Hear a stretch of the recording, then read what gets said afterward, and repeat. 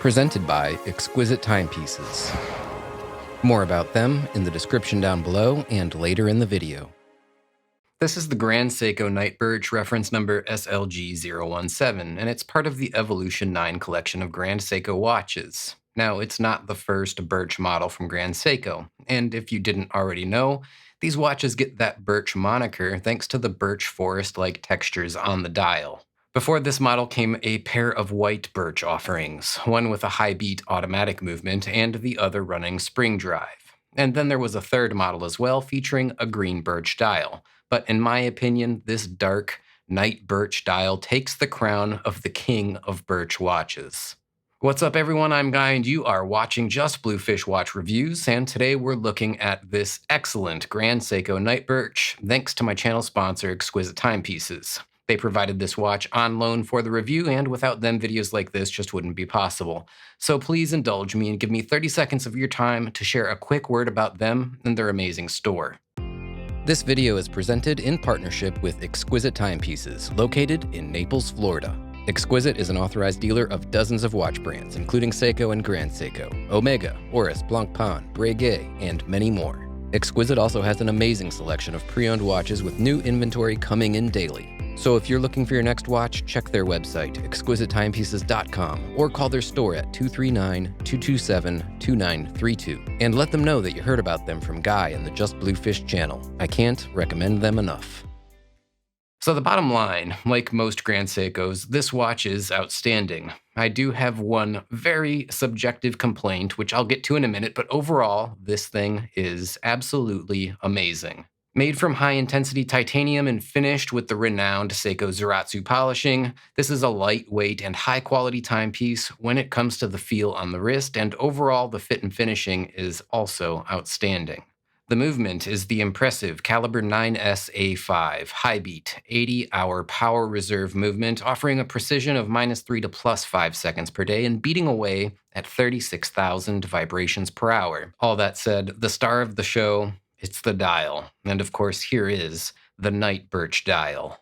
It's a dial Grand Seiko describes as being inspired by the atmosphere of the white birch tree forests at night, located near the brand's design studio in northern Japan. Now, perhaps it's just because I have a preference towards darker dial watches, I don't know, but for my money this Night Birch dial is a step ahead of the previous birch dial models.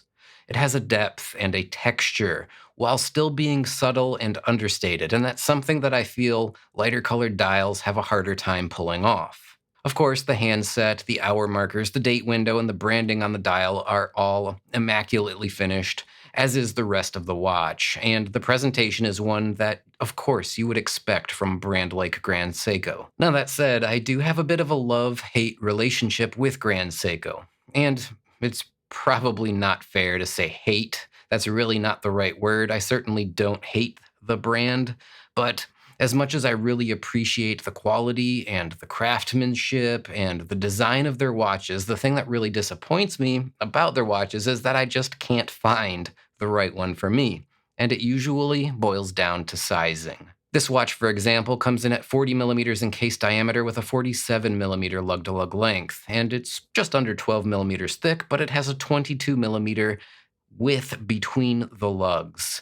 And I know for a lot of people, these measurements are what they're going to consider pretty much a perfect watch. And honestly, it's not a bad size for me either if we were talking about a dive watch. And that's sort of the problem. I don't mind sports watches that have 22 millimeter wide bracelets or case sizes that are at or above 40 millimeters, but I don't really consider a watch like this to be a sports watch, and I really wish it was a bit smaller. If it were, say, 38 millimeters in diameter with a 20 millimeter bracelet, I'd all but guarantee that I would buy this one, because short of being a little bit larger than I probably prefer, it's one heck of an amazing watch.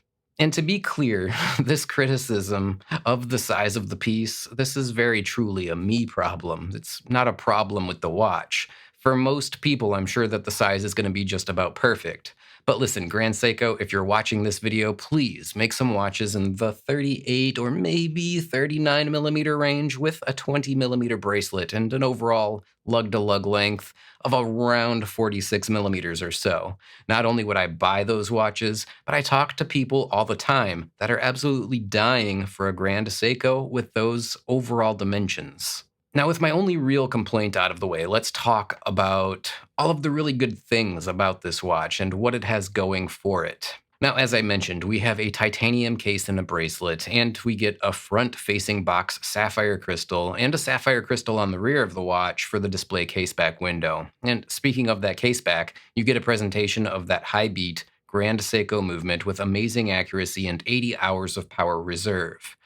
The watch does have a screw-down crown as well, and it also offers the wearer 100 meters of water resistance, which is pretty nice. On the wrist, the watch feels like it's basically as light as a feather, thanks to that titanium construction. And while I do find it a little bit large for my personal tastes, I wouldn't hesitate to suggest that you check it out and try it on for yourself if you don't strongly prefer more conservatively sized watches. Now, as I mentioned earlier, I don't really consider watches like this, or, I don't know, something like the Grand Seiko Snowflake, for example, as a sports watch per se. I don't know, am I wrong? What do you guys think? Is this a sports watch? I don't think so. Here's my take on it. While these types of watches are in an all-metal construction and they ride on a metal bracelet, they might seem a little bit like a sports watch. I mean, it's not like they're on a leather strap after all, right?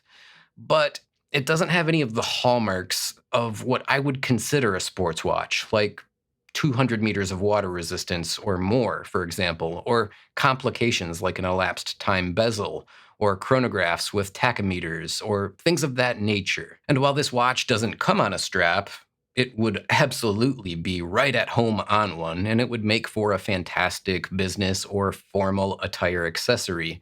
And certainly the level of fit and finishing on a watch like this exceeds that of the majority of sports watches, which are watches that are meant to be banged around a little bit. Now, for me, I think watches like this fall into a category of being an everyday watch. It's a watch that you could use for any and all occasions, but maybe not for the most demanding or abusive activities. It's not a watch built for a specific task. It's not what you would consider a tool watch, for example. But what it is a nearly perfect all-around daily wear timepiece that oozes quality and sophistication without being overly pretentious or flashy. But I don't know, maybe I'm wrong. Let me know in the comments. What do you think? Personally, I think that it's a great watch. I just wish that they made it in a slightly smaller size.